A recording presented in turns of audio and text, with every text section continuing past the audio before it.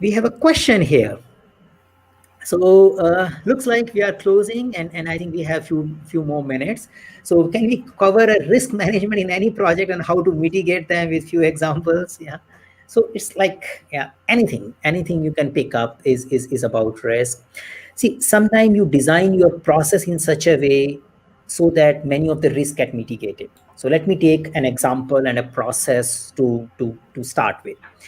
So one of the risk is that if I have too much dependency or too much specialization on one individual, then I may create a bottleneck. That person can only do that job, and that can result into slowdown. And sometimes when the person has some special work, emergency or something, then my whole team may get blocked. So that's the situation. Now, how do I take care of risk? So I thought about it, and then I say, let me design my work in such a way where I don't create a very unique dependency on any team member. I create sharing of work and the knowledge. So I focus on creating knowledge sharing. I focus on creating collective ownership. So what I'm ignoring from the beginning itself single point of failure. So I understood that if I distribute my work in this particular way, or I let the team distribute their work in this particular way, we may reach to a stage which could be a single point of failure, means there is a few people who are doing something, and that can risk my deliveries, that can risk my environment, that can risk my speed. And in order to avoid that, what I have done as a mitigation plan, or as an avoidance is if I'm avoiding it 100%. I think here it's not getting 100% avoided, it is getting mitigated. So I mitigated it by way of ensuring that there is a continuous cross skilling or a different work allocation happening, so different people can take different work. So I reduced the impact. Even if that risk occurs, there is a specialized bottleneck happening, there are other people who can at some extent contribute there. So that's a one particular risk, and I resolve it with the help of strategization. So that's the one example.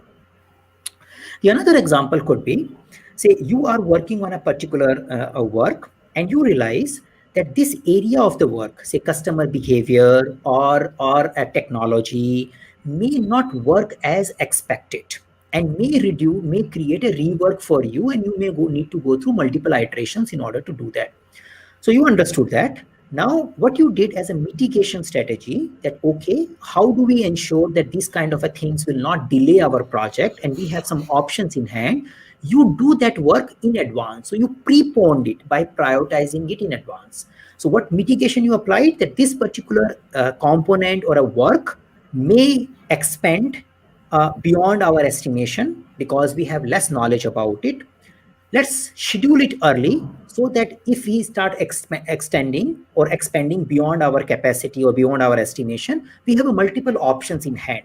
If you don't do that, you do it at a later stage, then there is a possibility when it starts expanding beyond your capacity to handle it, you may not be able to handle that because it's already late and you may not have many options left in your hand. So I hope these two examples can help you in understanding that, okay, there was an uncertainty involved. There is no certain plan. Both the examples were talking about an uncertain event which can have an impact. That's a risk.